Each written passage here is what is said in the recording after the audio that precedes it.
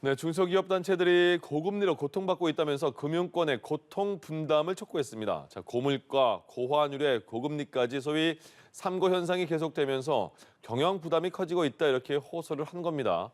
자, 성과급 또 퇴직금 등으로 논란을 겪고 있는 은행권의 금리 인상 제동이 걸릴지 관심이 쏠리고 있습니다. 관련 내용을 김대호 경제학 박사와 짚어보겠습니다. 어서 오십시오. 네, 반갑습니다. 요새 금융권에 대한 주문, 비판, 비난이 굉장히 많아지고 있습니다. 이번에는 중소기업들이 대출이자 너무 높다, 이제 좀 그만 올려라 이렇게 말을 하고 있는 거잖아요.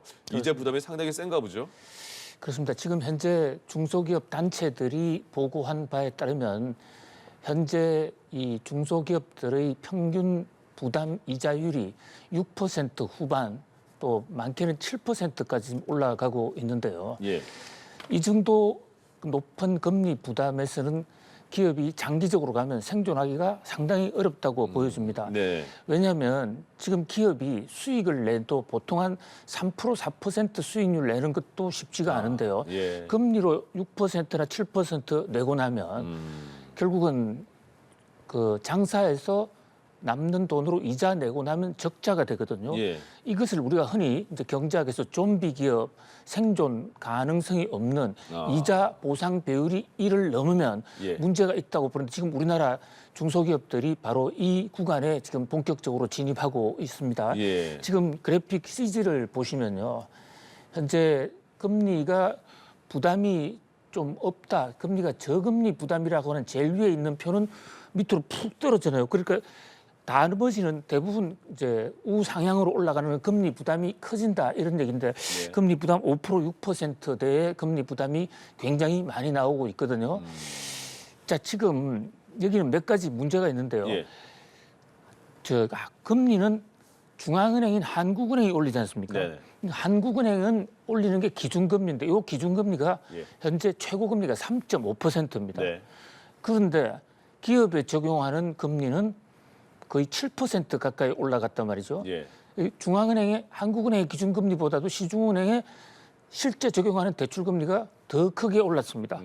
바로 이 대목에서 우리가 물가를 잡기 위해서 금리 올리는 것은 이해하지만 은행들이 좀 횡포를 부리고 있는 거 아닌가라는 예. 지적이 나오고 있고요. 또 우리나라 기업들은 우리나라 가게도 마찬가지입니다만 네. 거의 대부분이 변동금리를 쓰고 있습니다. 예. 과거에 빌렸던 돈도 금리가 바뀌면 높아진 금리를 그대로 적용받아서 갑자기 이자 부담이 커지는데요. 미국의 경우에는 고정금리 비중이 85%에서 90%입니다. 그래서 갑자기 금리를 올려도 고정금리, 종래에 그 금리를 내고 있기 때문에 네. 뭐 한 1, 2년 정도는 큰 타격이 없는데 우리는 아주 직격탄을 맞는다고요. 예. 그런 면에서 중소기업 입장에서는 김기문 중소기업 중앙회 회장 같은 분은 은행이 어려울 때 IMF 때 국민 공적 자금으로 여러 번 국민 혈세로 살리지 않았느냐. 좀 상생하자, 같이 살자. 특히 그 아주 과도한 돈 잔치하는 거, 예. 퇴직금으로 6억, 7억씩 준다든지 또 상여금 잔치하는 것을 조금만 절약한다면 은행이 기업에 붙이는 대출금리 좀 줄일 수 있지 않겠는가. 특히 중소기업은요, 코로나 때 예. 매출이 줄어드니까 그래도 신용등급이 낮아지거든요.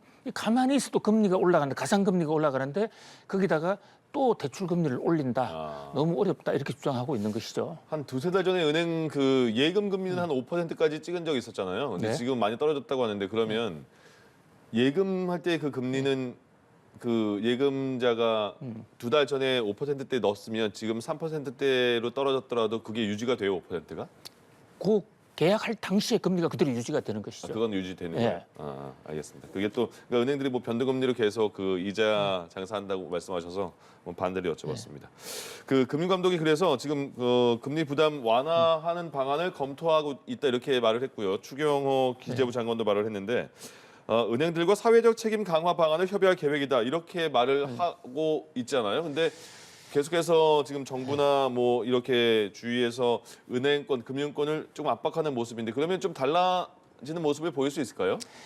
우선 은행에서 예. 윤석열 대통령이 은행들의 돈 잔치를 좀 자제해 달라라고 수석 보좌관회에서 얘기한 이후에 예. 은행에서 10조 원의 상생 기금을 출연하겠다고 좀 제기하고 나섰어요. 근데 10조 원을 그냥 10조 원을 다 낸다는 뜻이 아니라면서요? 그렇습니다. 예. 아주 전문가 다 되셨네요, 예. 이제요. 그러니까 한 7천억 정도를 내 가지고 그것을 이렇게 돌리면 예. 실제 혜택이 10조 정도 돌아간다는 게 금융기관의 논리예요. 그러니까 한 1조 못 되는 돈을 은행에서 투자하면 10조 정도의 효과를 낼 것이다 이렇게 말하는 거잖아요. 그렇습니다. 예. 그래서 그런 면에서 바로 이제 꼼수라고도 볼 수 그렇죠. 있고 그 눈속임이다. 그래서 좀 더 이제 그 대통령의 진정성 이런 게 금융권에는 좀 제대로 이 적용이 안 되고 있다. 이런 거 이제 면에서 좀 볼멘 소리가 나오는데요. 예. 이 은행의 어떤 지금 이자가 늘어나는 것을 사회적 공헌, 좀 돈 많이 벌었으니까 공헌하라 이런 식으로 도덕성에 맡기는 것은 한계가 있습니다. 네. 저것은 일시적이고 오래 가지 못하지 않습니까? 근본 구조를 바꿔줘야 되는데 그 대목에서 우리나라 금융위원회의 책임이 참 큽니다. 지금 아까 우리나라 예금 금리가 좀 내렸다고 말씀하지 예. 않았습니까? 내렸습니다. 그런데 그것이 바로 금융위원회가 대출 금리를 내리도록 좀 유도한 측면이 있어요. 예. 상당히 강력하게 구두 메시지를 던졌는데 왜냐하면요. 네. 은행이 금리가 올라가니까 은행은 대출금리, 예금금리 다 같이 올라가니까 제2금융권 돈이 은행으로 전부 빨려 들어가는 거예요. 예. 그래서 제2금융권을 살리자고 은행의 대출, 예금금리를 낮추라고 했습니다. 그러다 보니까 은행의 예대 마진이 폭증을 한 겁니다. 그러네요. 그러니까 예대 마진 늘어나게 된 1차적인 책임은 사실 금융위원회에 있어요. 예. 그리고 또 한국은행이 기준금리를 올렸을 때도 그것은 물가 잡기 위한 것이지 은행의 수지 개선을 위한 것이 아니기 때문에 금융위원회가 좀 적절한 금리 인상을 행정 지도를 할 수도 있는데 예. 손 놓고 있었던 거죠. 그리고 이제 와서 사회적 기여를 하라. 뭐 그것은 좀 일시적이지 않겠나. 예. 근본적인 혁파가 필요하고요. 또 지금 중소기업 주장하고 있는 것은 이겁니다. 미국의 은행들은 이자 장사가 전체 수익에서 차지하는 비중이 50%안 됩니다. 그런데 우리나라는 거의 90% 이자 장사만 하고 있거든요. 예.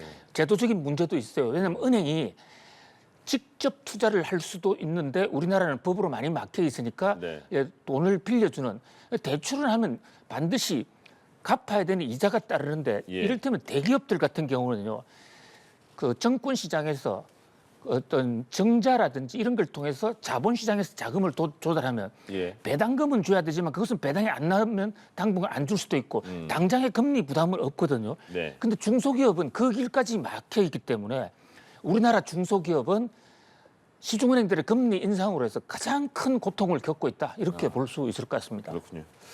어쨌든 지금 은행권, 금융권을 보는 시선이 굉장히 매섭고 따갑습니다. 어떻게 또 우리 눈높이에 맞게 바뀔 수 있을지는 계속해서 지켜보겠습니다.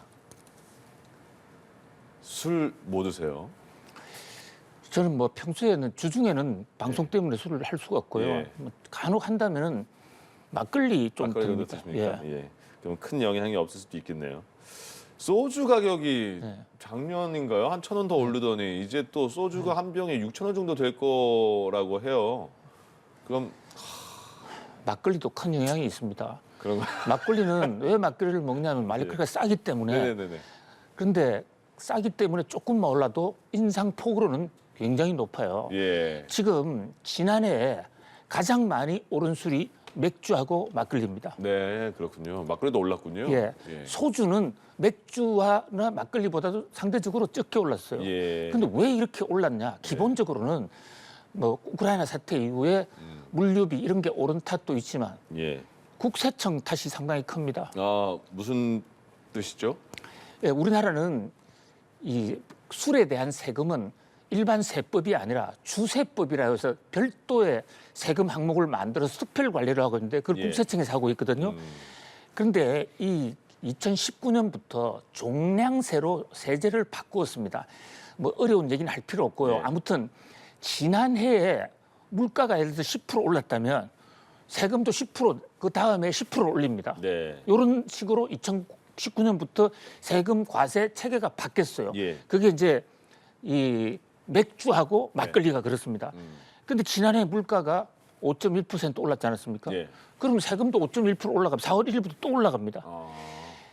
그런데 이제 이럴 때일수록 물가가 급격히 변할 때일수록 정부가 좀 공공요금도 일정 기간 좀 억제해 주는 것처럼 예. 술의 주세 같은 것도 좀 탄력 세율을 적용해 가지고 좀 적게 올리면 좋겠는데 물론 이번에 국세청 발표에 따르면 5.1% 올리려고 했는데 예. 5.1%가 지난해 물가 상승률인데 서민들의 생계를 감안해서 대폭 낮춰줬다.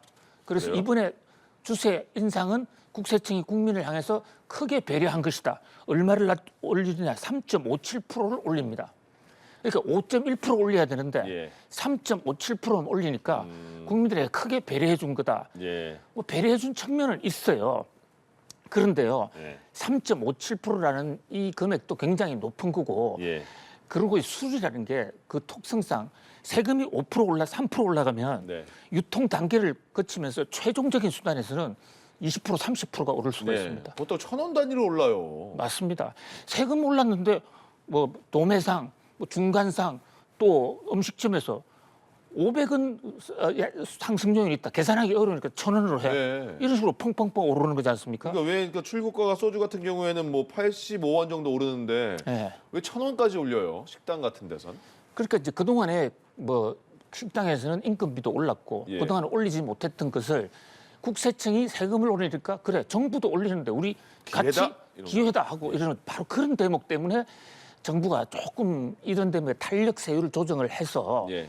지난해 물가를 꼭 그대로 올려야만 된다는 그런 법이 무슨 헌법에 나와 있는 거 아니잖아요. 네. 그냥 주세법 시행령에 나와 있는 거거든요. 그렇죠. 거기서 좀 탄력 적용할 수도 있지 않았느냐인데 조금 아쉽습니다. 예. 어린 친구들은 소주 따고 맨 위에 버린다고 이렇게 딱 버리는 그걸 하는데 그 버려도 아깝겠어요, 이제 소주 그죠? 그렇습니다. 예. 예. 사실 술이 그 술의 원가는 얼마 안 됩니다. 예. 우리는 세금을 들이마시고 있는 것입니다. 세금을 들여마셨는데 취하네요, 그죠? 정부가 이제 물가 상승 대책을 마련한다고 했잖아요. 근데 보니까 정부가 예측하는 거는 물가 상승률 올해 3.5% 수준으로 잡을 거라는 예측을 하고 있나 봐요. 근데 지금 상황을 봤을 때는 괜찮은 겁니까? 추경호 부총리가 예.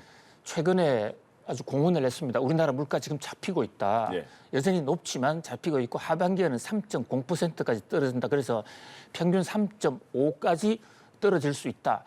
뭐 실제로 국제 유가가 좀 떨어졌고요. 예. 또 환율도 최근 다시 오름세를 보이고 있습니다만은 한때 폭등세에 비하면 좀 낮고 또 금리 인상에 따른 그 물가 억제 효과도 있기 때문에 조금씩 낮아지고 있는 건 사실인 것 같습니다. 예. 그런데 이제 가장 큰 변수가 공공요금이거든요. 바로 지금 말씀하신 대로 맥주, 막걸리에 대한 세금 85원이라고 그러지만 퍼센트로 따지면 크고 그게 최종 판매가에 미치는 영향이 크다. 그다음에 이제 전기값, 난방료 그동안에 워낙 억제를 해왔기 때문에 예. 안 올릴 수가 없는 상황.